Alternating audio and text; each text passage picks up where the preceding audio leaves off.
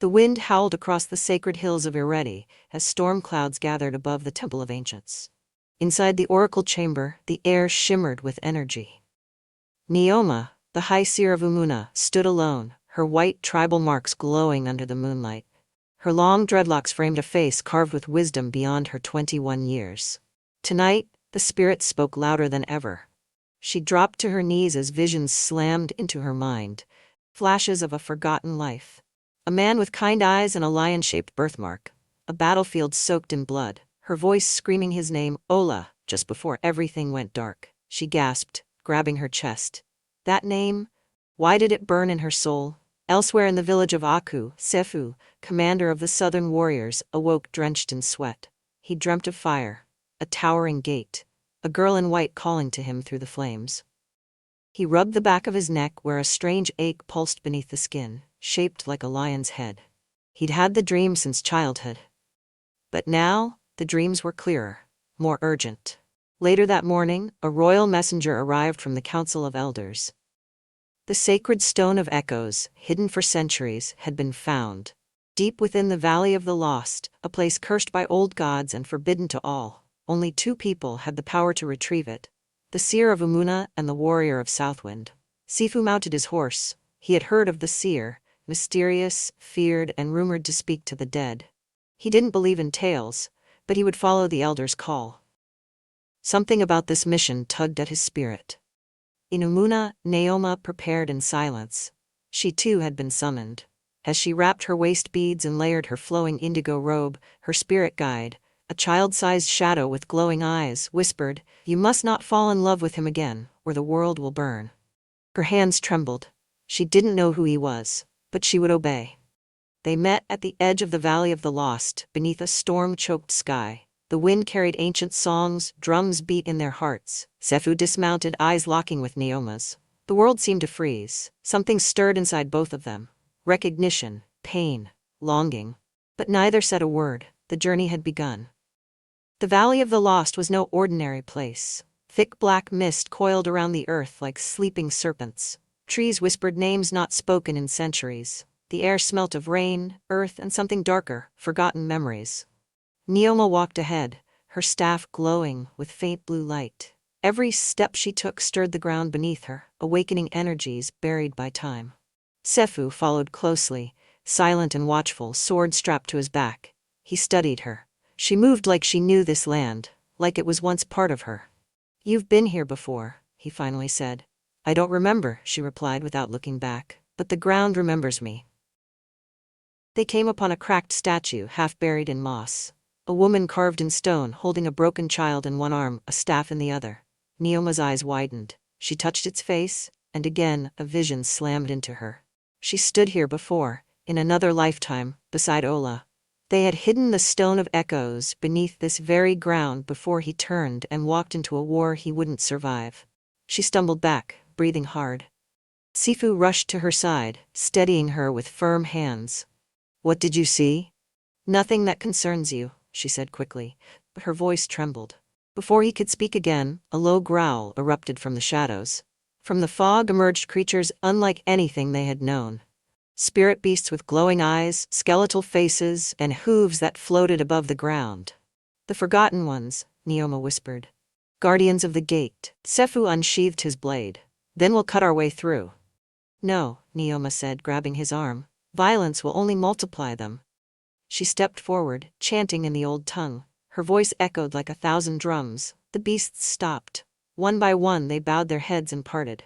Sefu stared in awe. "Who are you really?" "I am what the gods made me, and what they fear I'll become again." Together they passed through, reaching a small pond at the valley's heart. Its waters were still, unnaturally clear. Floating above it, suspended by a shimmer of light, was a small stone, silver and pulsing with energy. "The Stone of Echoes," Neoma whispered. Just then, a dark wind blew, and the air around them cracked like glass. A voice boomed.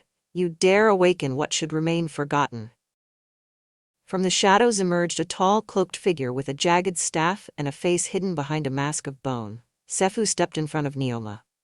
"Who are you?" "I am the Keeper," the figure replied, "and only one of you will leave this place alive." The wind howled louder as the masked keeper stepped into the clearing. The sacred pond rippled violently beneath the hovering stone of echoes. Thunder cracked overhead, and the forest seemed to shrink in fear. Sifu gripped his sword tightly. "We came by the order of the elders. Stand aside." The keeper laughed, a sound like bones grinding. "The elders are fools who forgot the cost of meddling with fate. This stone is not a gift, it is a curse." Neoma stepped forward. "We are not here for power, only to restore balance." The keeper turned to her slowly. "You, I remember you." He tilted his head. "The river goddess's child, you hid his soul in that stone centuries ago." Her breath caught. Who are you really?" The keeper raised his mask just enough to reveal ancient cracked skin and eyes that burned gold. "I was once your guardian, until the gods cast me into this form for helping you betray them." Neoma staggered backward. Flashes of her past life returned, hiding the wounded Prince Ola in a cave, pleading with the spirits for a way to preserve him, while the heavens raged above them. "You were Ikene," she whispered.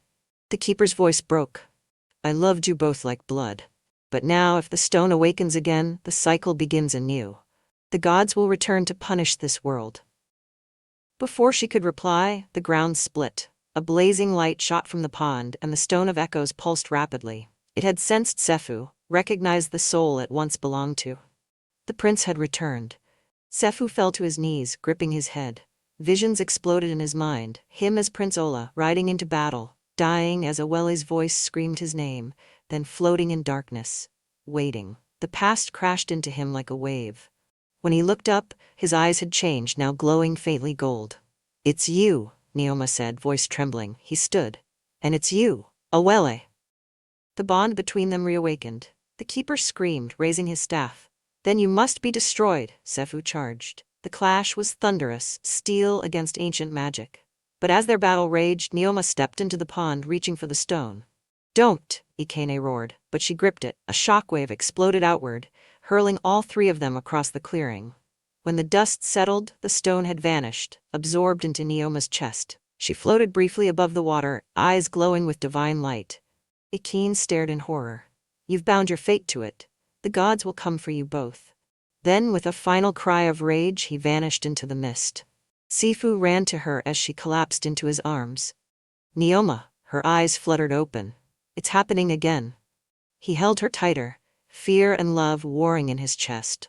Far above in the spirit realm, a pair of ancient eyes opened. The gods had felt the stir. The countdown had begun. The journey back from the Valley of the Lost was quiet.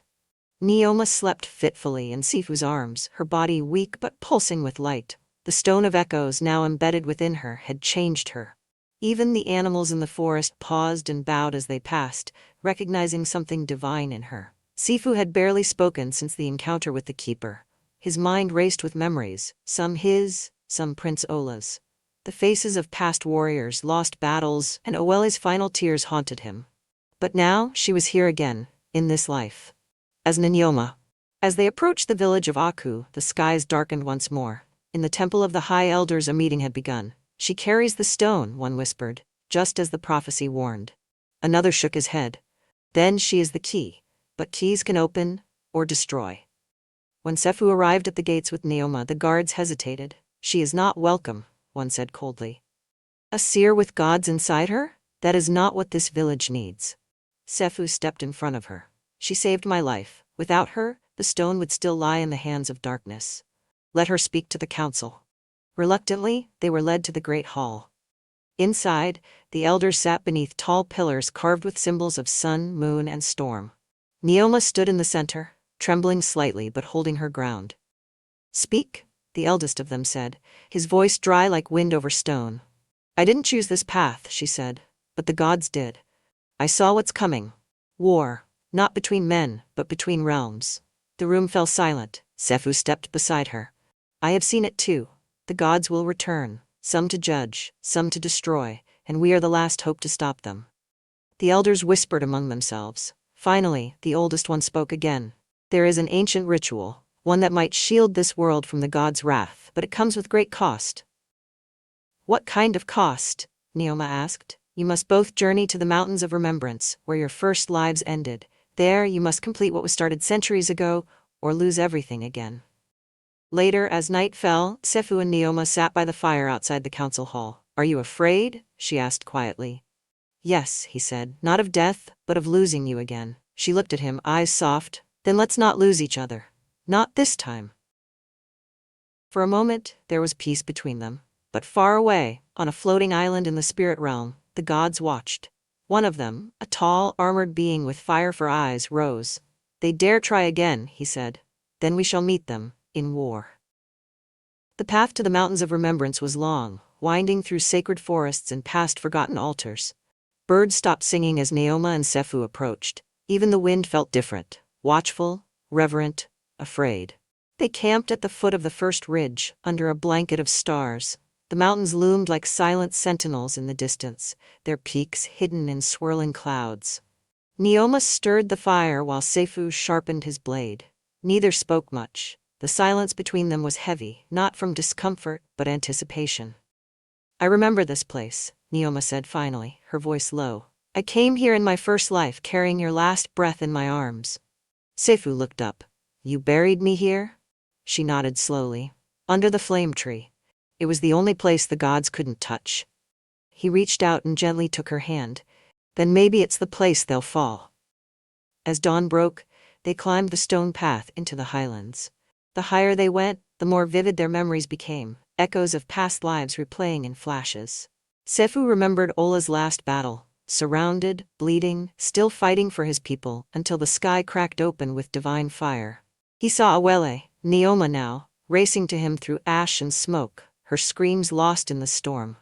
Neoma remembered how she'd bargained with the river gods, how she'd carved her own name from the book of the living to save him. They reached the flame tree by midday. It stood alone on a cliff, red leaves flickering like fire, bark smooth as polished ebony. Beneath its roots, stones had been carefully laid long ago, a grave without a name. Neoma knelt and placed her palm on the earth. "It's still here."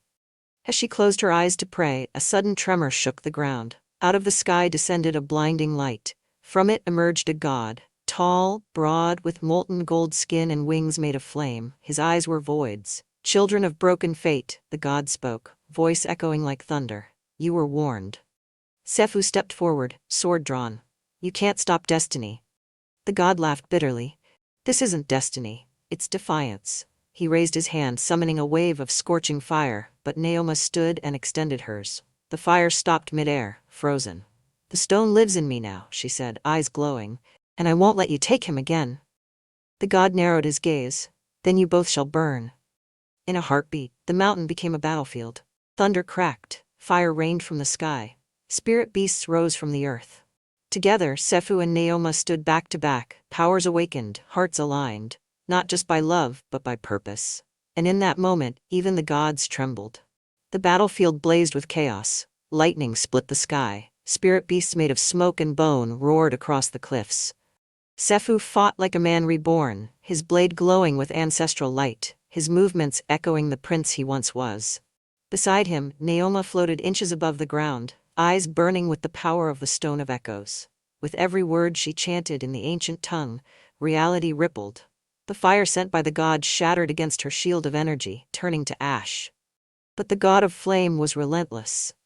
"You tamper with what was sealed for eternity," he roared. Sefu swung his sword, deflecting another wave of heat. "And you fear what you can't control." Suddenly, the god raised his hand, and time seemed to slow. Neoma screamed as an invisible force dragged her from the air, slamming her to the ground. Sefu tried to reach her, but the god trapped him in a circle of burning light. The god hovered above Neoma, eyes cold. "If you let him go, I will spare your people," she coughed, blood on her lips. "And if I don't? Then you will lose him, again." A voice echoed from deep within her, soft, familiar, filled with sorrow and strength. "Do not give up what we died for, not again." It was Awele, her soul, whispering from within. With one final cry, Neoma rose, arms outstretched.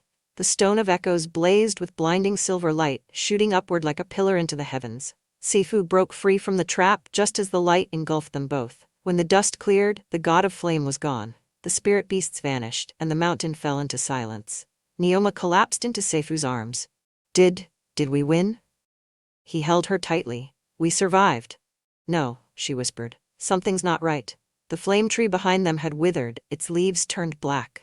The grave beneath it had cracked open. From the broken earth, a second stone rose, darker than the first, pulsing red, beating like a heart. The gods knew this would happen, Neoma murmured. The stone of echoes has a twin, the stone of ruin. Sefu's eyes narrowed. What does it mean? She looked up at him, pain written across her face. We didn't end the cycle, we awakened something worse. Suddenly, the skies darkened again, but not from clouds. A shadow fell over the mountain. A second god had arrived. Unlike the first, this one wore no armor, only chains, thick and glowing red. His face was hidden, but his presence was suffocating. The air around them froze. Sefu drew his sword once more. Neoma whispered, "This is no longer just about us. The fate of every realm depends on what we do next." And the second battle had just begun. The chained god stood at the edge of the cliff, taller than the mountains themselves. Where he stepped, the earth cracked. His eyes were shrouded in darkness, and his presence drained the very light from the world.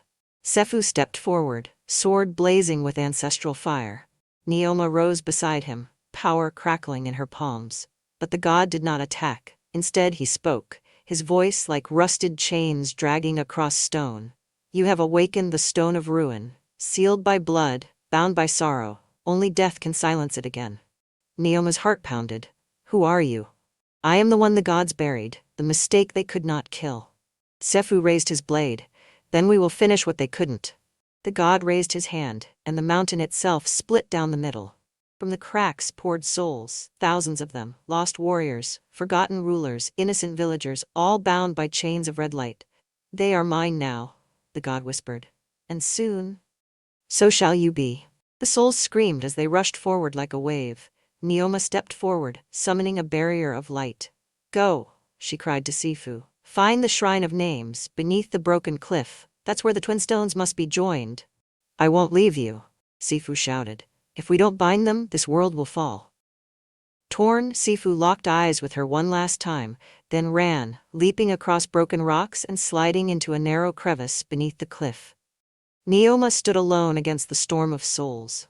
She chanted the song of separation, each word shaking the sky. Light burst from her chest as the stone of echoes fought back the tide. But her strength waned. Memories of her first life, watching Ola die, screaming as the gods took him, offering her own life for his return, flooded her. She would not lose him again. Meanwhile, deep inside the mountain, Sefu reached the Shrine of Names.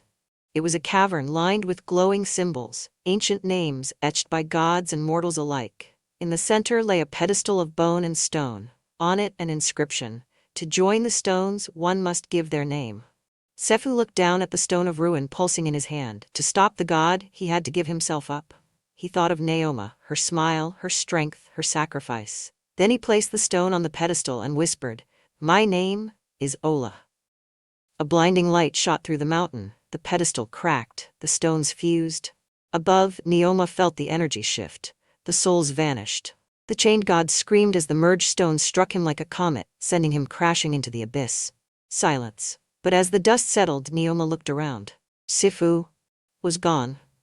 The mountain lay quiet. The sky, once torn with light and darkness, was calm again. But Neoma stood frozen beneath the flame tree, staring into the smoke where Sefu had vanished. The stones had merged. The chained god was gone. But so was he. Her knees gave way. She fell to the ground, fingers clawing at the cracked earth. Ola, Sefu. For a moment, only the wind answered. Then softly, like a whisper beneath water, came a voice.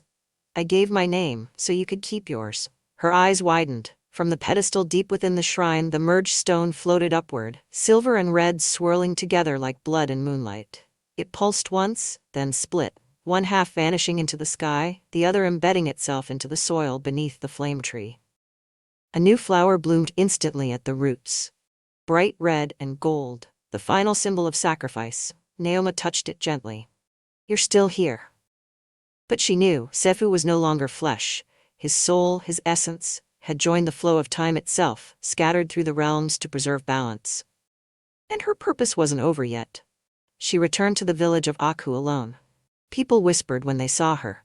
The girl who walked into the mountain with a warrior and returned alone, her eyes older than time. The elders summoned her. We felt the shift, one said. The gods are silent now. But peace comes at a price, another added. Neoma nodded, and I paid it. They offered her a place among them, a seat of power. She refused. I've seen what power does to those who think they deserve it, she said. I will serve, but not from a throne. She returned to Umuna, the village of her birth, and became a guide to those who sought meaning in dreams and voices in rivers. She taught them that the soul is eternal, that sometimes love returns not as a person, but as a lesson. And every year, on the day the sky turned gold, she would walk alone to the mountains of remembrance and sit beneath the flame tree. There, she would place her hand on the flower blooming over his name. One year, as she did, she felt a warm breeze brush her face and heard a faint voice carried in it. When the time is right, I'll find you again. In another name, in another sky. She smiled, eyes glistening. Because love, true love, is not bound by one lifetime. It blossoms again, always. Years passed. The kingdoms once haunted by war and gods began to heal. Rivers flowed gently again. Children played near temples once feared. The tales of gods walking among men faded into myths, then into bedtime stories. But one story never died. The story of the seer and the warrior. Inumuna Neoma, now called the Flame-Bearer, grew older, her face lined not by sorrow but by wisdom. Her eyes still glowed faintly whenever she touched the earth. People traveled from distant lands just to hear her speak. They came with questions about lost lovers, dreams that wouldn't leave, names they couldn't explain. She would smile and say, "Sometimes, the soul remembers what the body has forgotten." Yet in quiet moments, when alone under the night sky, she whispered to the wind, "I still remember you." And sometimes, it whispered back. One day, on the first day of Harmattan, a young boy wandered into her village. He was about 7, barefoot, with curious eyes and a lion-shaped birthmark on his neck. He didn't speak much, but when he saw Neoma, he walked straight to her and asked softly, "Do I know you?" Her heart skipped. She knelt before him, tears rising. "What's your name, child?" He shrugged. "I don't know. I just woke up near the flame tree. But I feel safe when I'm near you." She smiled, gently brushing his cheek. "Then call yourself Sefu." The villagers gathered, confused. But Neoma knew. The gods had taken his name, yes, but not his soul, and so began a new life. Not as lovers bound by war, or seer and prince doomed by fate, but as teacher and student, guardian and guide. Years later, when the boy grew into a man, the world would come to know him as the Light of Ireti, a king of peace who ruled not with power, but with memory. He never married. But every year he too would visit the mountains of remembrance. There, under the flame tree, he would sit in silence, touching the flower that bloomed eternal. Some say they still speak there. Two souls who had loved through time. Two names whispered in every wind, carried in every storm. Neoma and Sefu, Awale and Ola, bound by a love that even gods could not destroy. Because some flowers only bloom once in 1,000 years, and some loves, forever.